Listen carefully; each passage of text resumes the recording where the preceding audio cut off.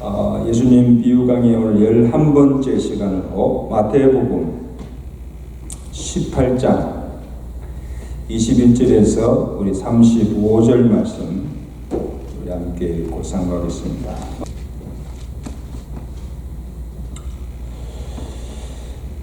그때에 베드로가 나와 이르되 주여 형제가 내게 죄를 범하면 몇 번이나 용서하여 주리까? 7번까지 하오리까?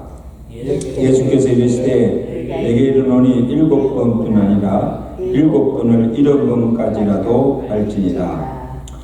그러므로 천국은 그 종들과 견산하려 하던 어떤 임금과 같으니 결산할 때에 10,000달란트 빚진 자 하나를 데려오매 갚을 것이 없는지라 주인이 명하여 그 몸과 아내와 자식들과 그 모든 소유를 다 팔아 갚게 하라 하니 그 종이 엎드려 절하며 이르되 내게 참으소서 다 갚으리다 하거늘 그 종의 주인이 불쌍히 겨 놓아 보내며 그 빚을 탕감하여 주었더니 그 종이 나가서 자기에게 100다니엘을 빚진 동료 한 사람을 만나 붙들어 목을 잡고 이르되 빚을 갚으라 하매 그 동료가 엎드려 간구하여 이르되 나에게 참아주소서 갚으리다 하되 허락하지 아니하고 이에 가서 그가 빚을 갚도록 옥에 가두거늘 그 동료들이 그것을 보고 몹시 딱하게 여겨 주인에게 가서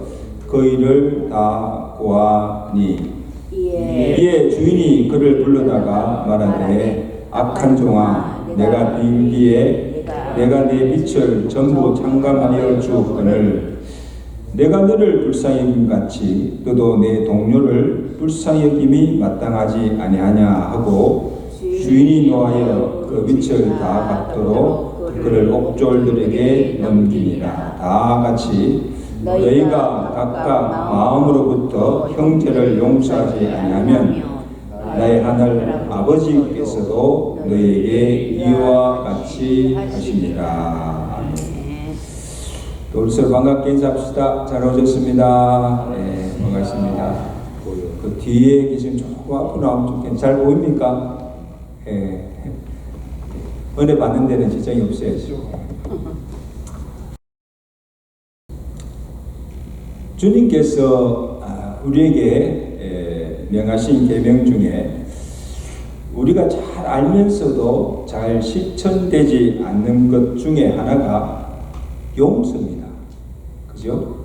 서로 용서하라 이렇게 했지만 내가 잘못한 데 대해서 내 잘못했습니다. 용서해 주십시오. 용서를 구하는 것도 참 힘이 들지만 내게 상처를 주고 잘못한 사람을 용서해 주는 것도 어려운 일입니다. 잘 쉽게 용서가 되지 않습니다. 그리고 설상 오케이 내 용서한다 하고 말은 그렇게 하면서도 잊지 않고 그것을 마음에 품습니다. 마음에 두고 있다가 틈만 나면 또 그것을 다 끄집어내요. 용서했다 해놓고는 다시 그걸 다 끄집어내가지고 안갚음을 하려고 할 때가 있어요 없어요? 네. 다 용서하고 다 잊었다 했는데 또 지나가면 또 그것이 또 막 일어나가지고 또 그렇게 용서가 잘 안 되는 그런 일들이 있습니다. 이것을 보면 그만큼 용서가 쉽지 않다는 것을 말해주죠. 참 용서가 쉽지 않습니다. 그래서 오늘 이 비유는 잘 하기 어려운 용서의 문제를 다루고 있습니다.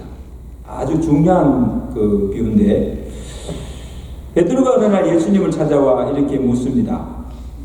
주여 형제가 내게 죄를 범하면 잘못하면 내가 몇 번이나 용서해 주니까 그렇게 물어요. 7번까지 하오니까 그렇게 묻습니다. 여러분 형제가 잘못할 때 한 번, 두 번은 오케이 용서해 줄 수가 있습니다. 그런데 용서해 주어도 어떻게 계속 잘못하면 어떻게 해요? 참는데도 한계가 있잖아요, 그렇죠? 용서해 주는데 또 용서했는데 계속 또 잘못할 때 언제까지 몇 번까지 용서해 줘야 합니까? 그럼 실제적인 문제죠. 여러분 몇 번까지 용서해 주면 됩니까? 그래서 7번까지 하니까 이 말은 베드로가 7번에 말한 것은 그냥 한 말이 아니에요. 당시 그 모세 율법에 의하면 사람이 잘못했을 때 3번까지는 용서해 주라면 3번까지는 오케이 한 3번 용서해 주면 그게 딱 정해져 있습니다. 그 후로는 용서해도 그만 안 해도 그만이에요. 근데 베드로가요, 예수님 내가 큰 마음 먹고 그리고 내가 최대한 아량을 베풀어서 곱 3번 해주고 또 3번 해고 또 한 번 더 용서해주면 되지 않습니까? 이 말은 그 이상은 내가 도저히 용서해줄 수 없다는 거예요. 율법에도 3번만 용서해주면 되게 했는데 그걸 내가 곱으로 해주고 또 한 번 더 했으니까 내가 사람으로서 최대한 아량을 베풀어서 해주었으니까 됐지? 여러분 사실 이 정도면 해도 대단한 일이죠, 장로님. 이 정도만 해도 대단한 일입니다. 근데 주님은 뭐라고 대답합니까? 오늘 이게 핵심. 주님은 7번만 아니라 7번을 7번까지 할지니라. 도대체 그건 몇 번입니까? 자, 그럼 지금부터 셉니다. 1번, 2번, 3번. 그래서 7번, 7번까지 하면 몇 번일까요? 우리 혁준이 빨리 계산해요. 7번, 7번까지 하면 몇 번까지 하는 거예요? 490번 탁 나오잖아. 자, 그럼 490번까지 하라는 그 말입니까? 아니에요. 이 말씀은 계산하지 말고 어떤 한계를 두지 말고 뭐예요? 무한히 용서해 주라는 거예요. 무한히 끝까지 용서해 주라는 거예요. 한계가 없다는 거죠. 그래서 왜 무한히 용서해 주어야 하는가 그 이유를 설명해 주기 위해서 오늘 용서할 줄 모르는 종의 비유를 예수님께서 하신 겁니다. 용서해야 될 이유, 이 비유를 통해서 말씀하신 겁니다. 그래서 잘 알잖아요. 한 주인에게 1만 달란트 빚진 종이 있었습니다. 여기 1만 달란트는 그 당시 오늘 화폐로 계산하면 한 100억이 넘는 엄청난 양의 빚이에요. 1억도 많은데 100억 정도의 빚을 진 거예요. 이거는 그 사람이 평생이라 해도 갚을 수 없는 빚이에요. 그리고 지금 자기 집 소유 다 받네. 네 집 소유 다 갚아도 갚을 수 없는 빚이에요. 그 주인이 종에게 내 집과 내 아내, 자식까지, 집까지 다 팔아서 갚으라 하시네. 종이 어떡합니까? 주인이요, 제발 참아주소서. 내가 갚을 수도 없지만. 그러자 주인이 불쌍히 여겨서 아무 조건 없이 그의 1만 달러의 빚을 다 탕감해 줬습니다. 할렐루야. 여러분, 빚을 탕감하는 거 기분이 어떨까? 날아갈 것 같죠? 1억도 아니고 100억의 빚을 또 갚을 수 없는 빚을 그냥 단번에 탕감받았으니까 얼마나 기쁘겠어요. 자, 근데 탕감을 받은 후에 그 종이 집으로 돌아가는 길에 누구를 만납니까? 자기에게 100다니엘 빚진 동관 하나를 만납니다. 자기 동료입니다. 여러분, 그 당시 한 데나리온은 하루 품삯에 불과한 양입니다. 그러니까 300데나리온 하면 한 3달 정도 일하면 갚을 수 있는 빚이에요. 3개월, 3개월 일하면 갚을 수 있는 빚이에요. 그래서 종이 막 신이 나서 이렇게 가다가 자기 빚진 동반을 딱 만나자마자 합니까? 딱 붙잡고 목을 목 잡고는 내 빚 갚아라. 막 다그칩니다. 윽박질입니다. 그때 이 정도 내가 갚을 테니까 조금만 참아달라고 기다리다가 사정 엎드려서 사정을 합니다. 그런데 이를 허락지 않냐고 그를 어떻게 옥에 가둬버립니다. 빚 갚을 때까지. 여러분 한번 보세요. 이를 지켜본 그 동료들이 분개하여서 주인에게 그 사실을 고합니다. 그렇죠? 어떻게 이런 악한 사람이 어디 있습니까? 주인이요. 주인이 그 사실을 듣고는 노하여서 그 종을 다시 불러서 빚을 갚을 때까지 옥에 가두었다는 이야기입니다. 비유 다 들었죠? 여러분, 오늘 주님께서 이 용서할 줄 모르는 종의 비유를 통해서 왜 우리가 용서해 줘야 하는가? 그 이유를 가르쳐 주시는 겁니다. 자, 들어보세요. 첫째 이유는 내가 주님으로부터 제 빚을 탕감받았기 때문에. 그래서 여기서 비유 속에 나오는 1만 달란트와 100다니엘은 각각 무엇을 의미하는가 하면 1만 달란트는 우리가 하나님께 지은 죄의 빚입니다. 이것은 내가 평생 갚을 수도 없고 이 세상에 그 무엇으로도 사함받지 못한 빚이 뭡니까? 우리가 지은 죄의 빚입니다. 그 다음에 백다니엘은 우리가 살면서 우리 형제나 이웃에게 잘못을 구하고 상처를 주는 일들이 있죠. 이것은 내가 하나님께 범한 죄나 잘못에 비하면 비교할 수 없는 1만 달란트와 100달란트처럼 비교할 수 없는 양의 적은 일이라는 겁니다. 아주 적은 일이라는 겁니다. 그래서 형제가 이웃이 내게 무슨 큰 잘못들 하였다 할지라도 내가 하나님께 받은 그 사죄의 은혜, 용서받은 죄를 생각하면 내가 용서해 주지 못할 죄가 없고 내가 용서해 주지 못할 사람이 없다는 겁니다. 그렇게 믿으시면 아멘.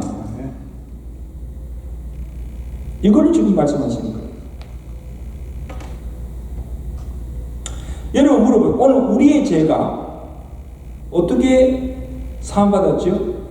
무엇으로? 아무 죄가 없으신 예수님께서 내 죄를 대신하여서 십자가에 달려 죽으시고 피 흘리사 그 피로 구속 곧 죄사함을 받았습니다. 할렐루야. 에베소서 1장 7절에 우리가 그리스도 안에서 그의 은혜의 풍성함을 따라 그의 피로 말미암아 구속 곧 죄사함을 받아내라. 무엇으로 말미암아? 피로 말미암아. 예수의 피. 오늘 찬양했잖아요. 먹보다도 더 검은 내 죄가, 주홍같이 붉은 내 죄가 예수의 피로 씻음받고 흰눈같이 되었네. 할렐루야. 까만 내 죄가 흰눈같이, 주홍같이 붉은 내가 깨끗하게 된다. 그리고 죄로 죽을 생명이 예수로 구원을 받아 영원한 생명을 얻었습니다.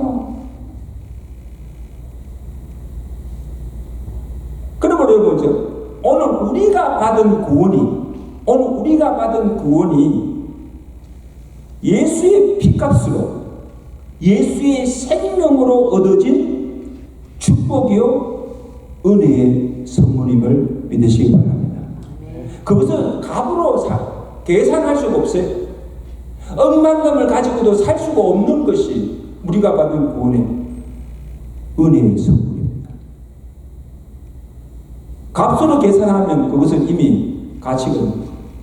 값으로 계산할 수 없는 것이, 이게 하나님의 사랑이요 우리가 받은 구원의 축복이라는 것입니다.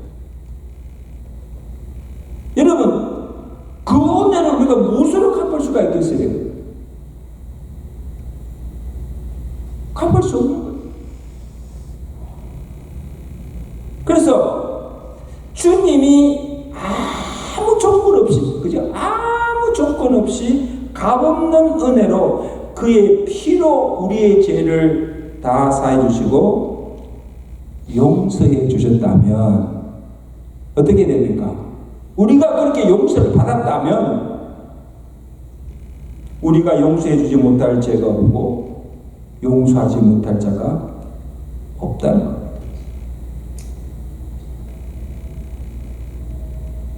그리고 우리가 용서하지 않을 때 우리도 용서받지 못한다는 것을 오늘 이 종을 통해서 알 수가 있습니다. 자, 여러분, 오늘 본문에 1만 달란트 빚진 종을 보십시오. 자신은 주인으로부터 평생 갈 수 없는 1만 달란트의 빚을 아무 조건 없이 다 탕감받았으면서도 자기에게 100다니엘 빚진 동간의 빚을 탕감해 주지도 않고 그를 옥에 가두었다는 것입니다. 얼마나 악합니까? 얼마나 무정합니까? 어떻게 그럴 수가 있어요?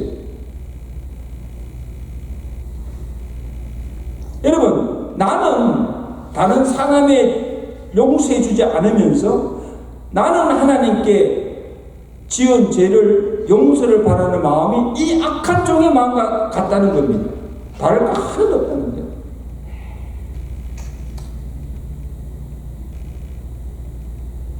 그래서 다른 사람을 용서해 주지 않는 그 사람의 죄를 하나님께서도 용서해 주지 않으신다는 것을 오늘 이 비유를 통해서 보여주신 겁니다. 들어올 일이죠. 주인이 그 악한 종을 어떻게 합니까? 32절, 33절 우리 다 같이 보십시오. 자, 보세요. 자, 32, 33절에 이 악한 종아, 그죠? 내가 빌기에 내가 내 빛을 다 탕감하여 주거늘 내가 너를 불쌍히 여긴 같이 왜? 너도 내 동료를 어떻게? 불쌍히 여김이 마땅하지 아니하느냐. 그렇죠? 주인이 노하여 그 빚을 다 갚도록 그를 옥졸들에게 넘기니라. 여러분, 주인이 한 일이 타당하죠?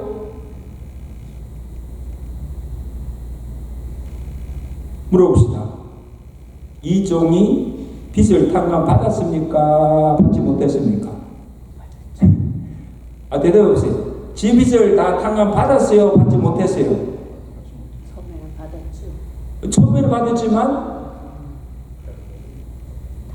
결국에 빚도 탕감받지 못하고 옥에 갇히고 만 것입니다. 그래서 예수님께서 비유의 결론으로 주신 말씀이 무엇입니까? 35절 말씀.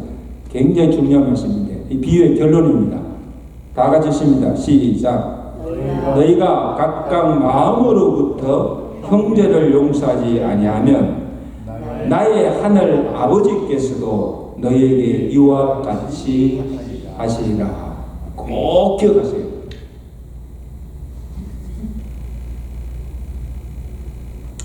자, 그래서 이런 맥락에서 주님께서 우리에게 가르쳐 주신 기도에도 제 용서를 구할 때, 내 죄를 용서를 구할 때 어떻게 기도하셨습니까? 먼저 우리가 우리 죄를 사하여 준 것 같이, 내가 내 형제의 잘못한 죄를 용서해 준 것 같이 우리 죄를 뭐해? 사하여 주옵소서. 먼저 전제가 뭐예요? 내가 내 형제의 잘못, 내가 내 죄를 용서해 주고 그 다음에 뭐예요? 내가 잘못한 것, 내가 지은 죄를 주여 사하여 주옵소서. 그래야 우리 죄가 뭐예요? 용서받는다는 겁니다. 다른 사람의 죄 잘못을 용서해 주지 않고 주여 내 죄를 용서해 주소서. No way. 내가 너를 불쌍히 여긴 같이 너도 뭐예요? 형제를 불쌍히 여겨야 되고, 내가 내 죄를 다 사해 준 것 같이 너도 너 형제의 죄를 잘못을 용서하라는 거예요. fair.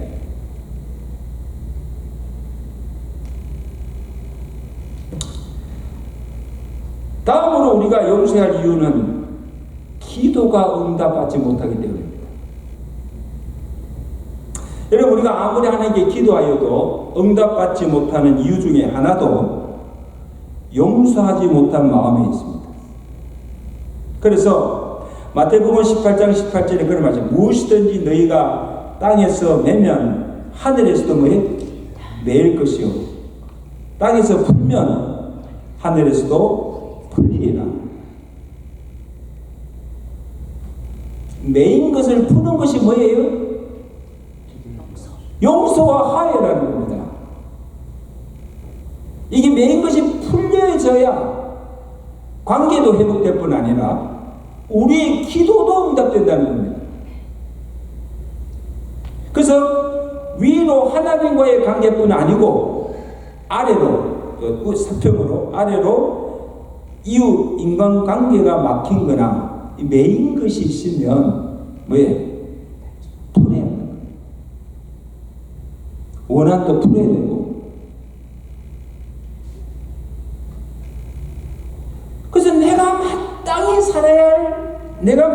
살아야 할 형제를, 이웃을 사랑하지 않고 미워하고, 또 내가 마땅히 용서해 줘야 할 사람을 내가 용서하지 못하고 내 마음에 미움과 원한을 품고 기도할 때 기도가 막혀서 하나님께 올라가지 않는다는 겁니다.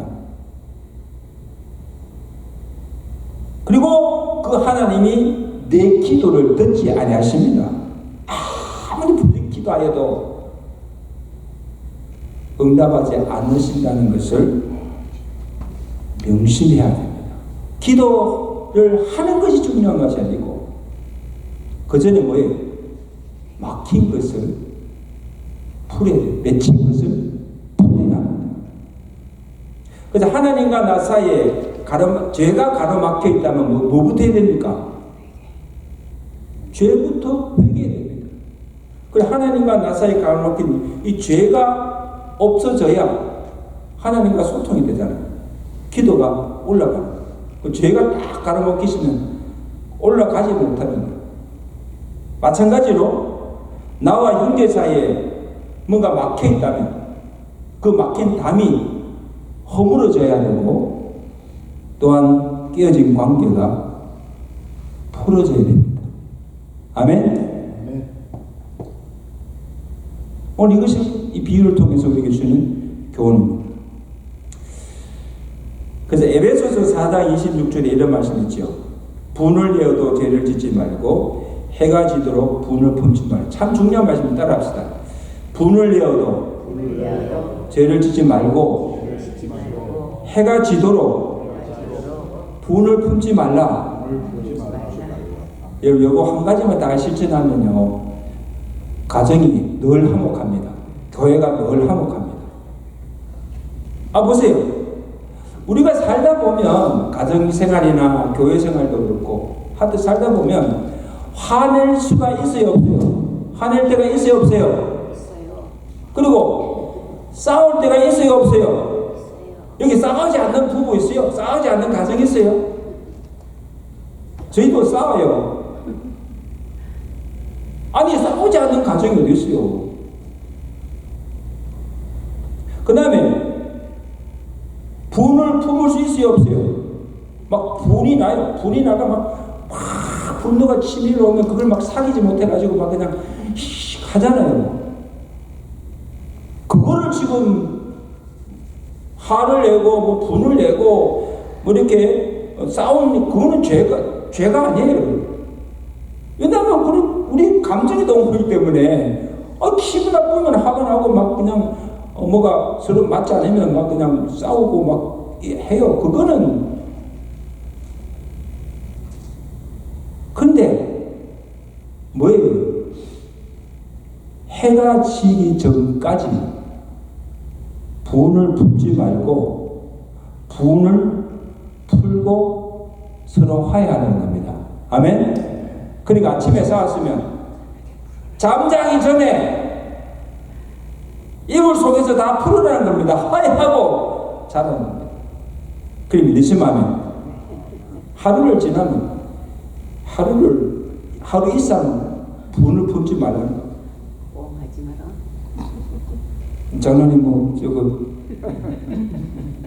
근데 사실은 어떻습니까? 한번 부부싸움 한번 하면 뭐 하루가 아니고 많은 일주일 가는 사람도 있고 어떤 때는 한 달 이상 가는 사람도 있고 뭐 하여튼 여러 차례는 굉장히 잘못당해요. 이건 죄를 계속 범하는 거예요. 죄를 짓지 말라잖아요. 분에게 분을 내어도 죄를 짓지 말라잖아요. 계속 죄를 짓는 거예요. 계속 분을 품고 불화하고 그렇게 지내기 때문에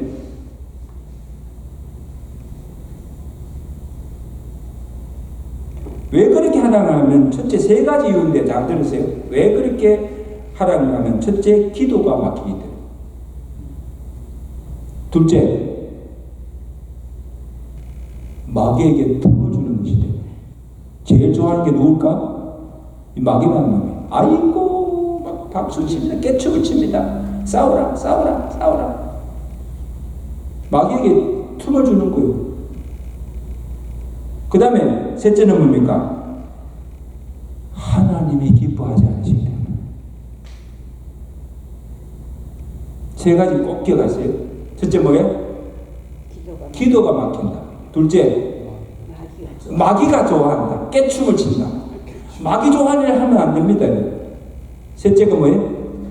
하나님이 기뻐하지 않으신다. 하나님이 기뻐하지 않으신데 성령이 근심하는데 계속 분을 품고 화내고 싸울 겁니까? 싸울 거예요.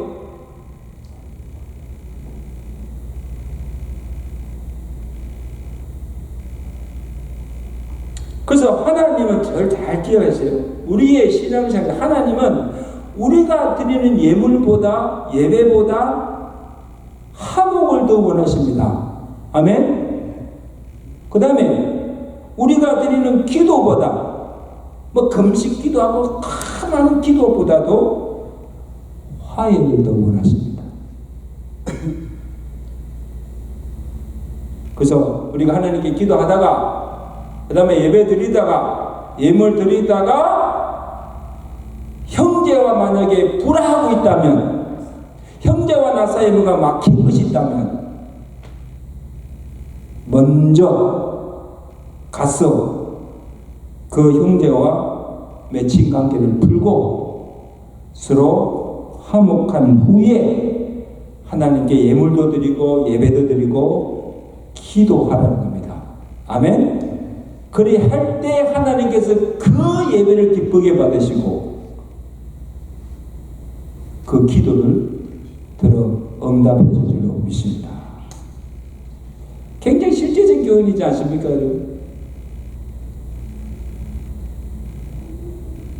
여러분 저는 볼 때 기도도 그렇지만 모든 게요, 우리가 하나님께 하는 모든 신앙의 행위가요, 관계입니다. 관계부터 바로 가자.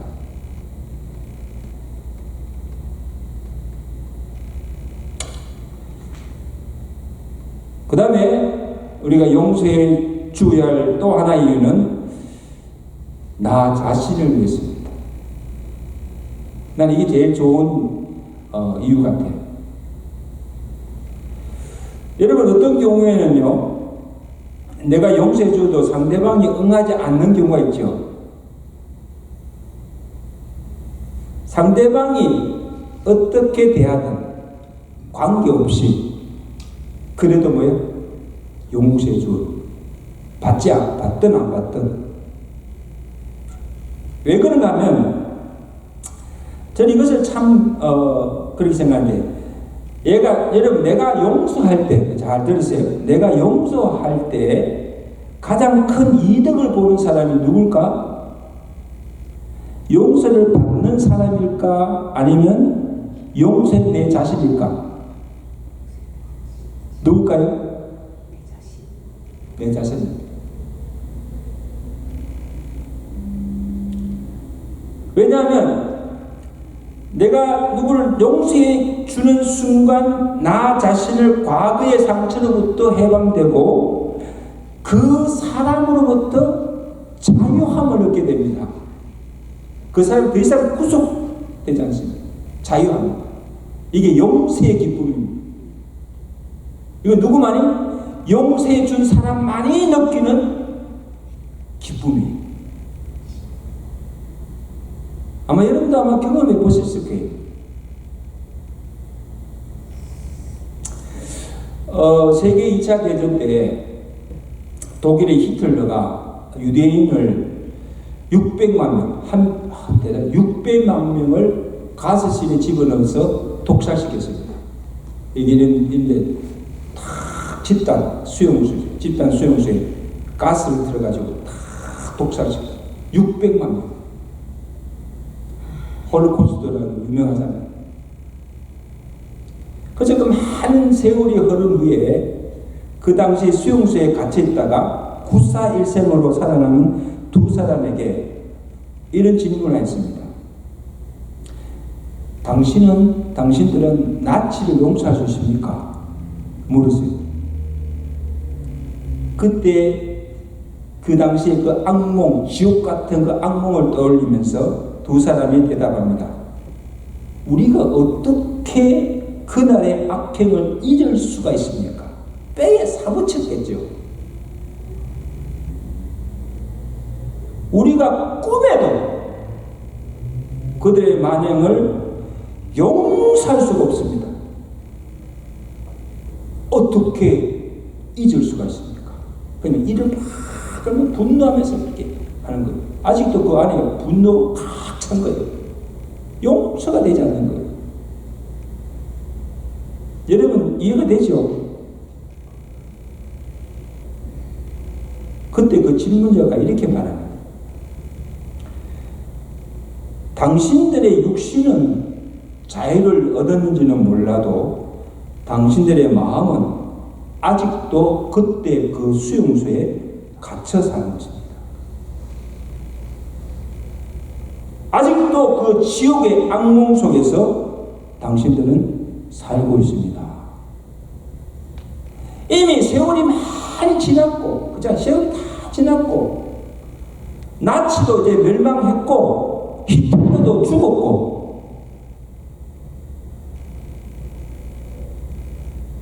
근데 아직도 그들은 나치 시대 그 악몽 속에서 살고 있다는 겁니다. 끝나지 않았어요. 계속 과거 속에 살고 있는 거예요. 왜? 아직도 그들을 용서하지 못하는 마음 때문에.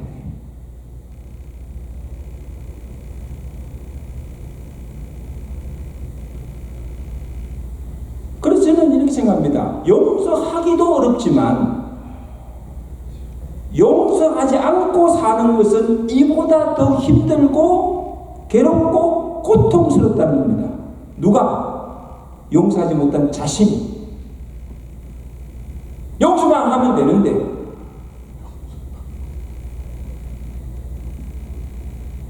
그래서 내가 용서하지 않는 한, 잘 들으세요. 내가 용서하지 않는 한 내 마음에 쌓인 미움, 정오심, 분노, 원한, 복수심 때문에 계속 그렇고 한시도 평안할 수가 없습니다.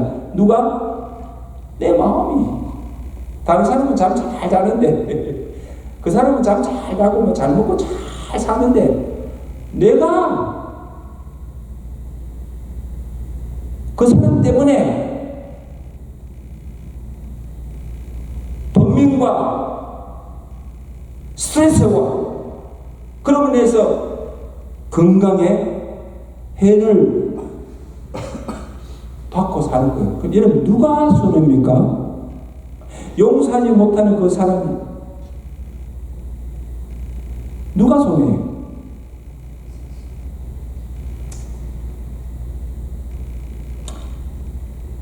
이제 내가 한번 물어볼게요. 정직하게 대답해서 여러분 혹시 여러분 가운데 아직도 잘 용서가 되지 않는 못하는 사람이 있어요? 가족 중에, 우리 성도 중에, 아니면 내 이웃 중에 그런 사람 있습니까? 한번 가만히 한번 보세요. 안 돼. 다른 사람은 몰라도 그 인간은 내가 절대 용서 못해. 내 눈에 흙이 들어와도 다시는 안 봐. 이런 사람 내가 많이 봤어요. 이런 사람 많이 봤어요. 동원다는 교인들 중에도. 그 인간 내가 다시 안 봐. 죽어도 용서하지. 죽을 때는 다 용서하고 가야지.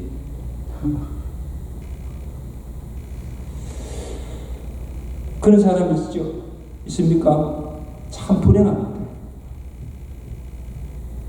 이런 사람 한 사람도 없기를 간절히 바랍니다. 있다면 없애요. 푸세요. 그 마음을, 그 사람 내 마음에 품지 마세요. 마음속에 누군가에 대한 원망, 미움, 분노, 원한이 쌓여 있어서 그 사람 생각하면 잠도 못 자고 스트레스 받고 먹지도 못하고 고통 속에 산다면 이보다 더 불행한 일이 없습니다. 자기 스스로가 무덤을 파는 겁니다. 지옥을 만드는 거예요.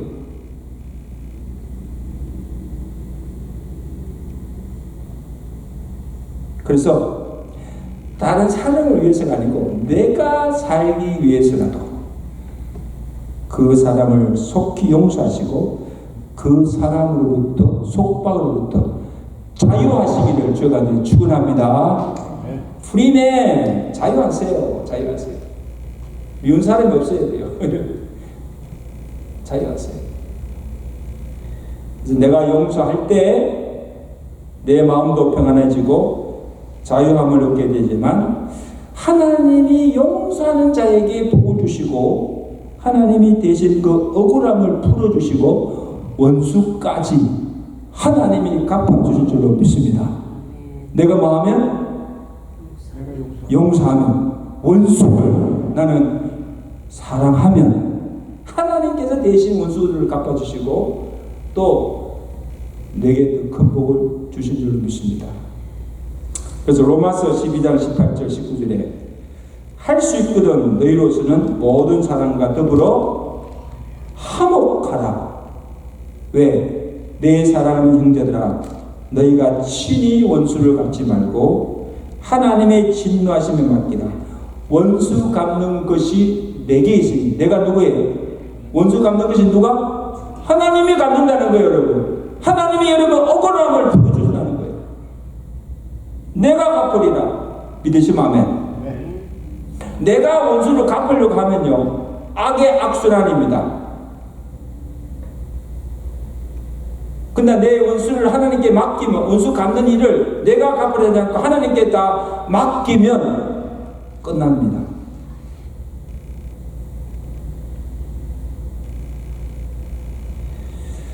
이제 말씀해 주십니다. 사랑성도 여러분 참 오늘 참 예수님께 실제적인 비유를 내게 말씀해 주셨는데 이 비유를 들어도 들을 때는 아멘 그렇게 해야지 막 그렇게 하지만 말씀대로 용서하기가 말처럼 쉽지 않을 것입니다. 그래도 용서가 잘 되지 않습니다. 그러나 누구를 위해서가 아니고 내 자신이 하나님께로부터 용서받기 위해서, 내가 하나님께 용서받기 위해서라도 용서해야 하고 내 자신의 유익과 행복을 위해서라도 용서하며 살아가야 될 줄로 믿습니다. 이런 용서의 사람들이 되시기를 주님께 축원합니다. 내가 용서할 때 내가 행복하고 이 말씀대로 살아갈 수 있도록 하나님의 은혜를 구하시는 되시길 바랍니다. 이제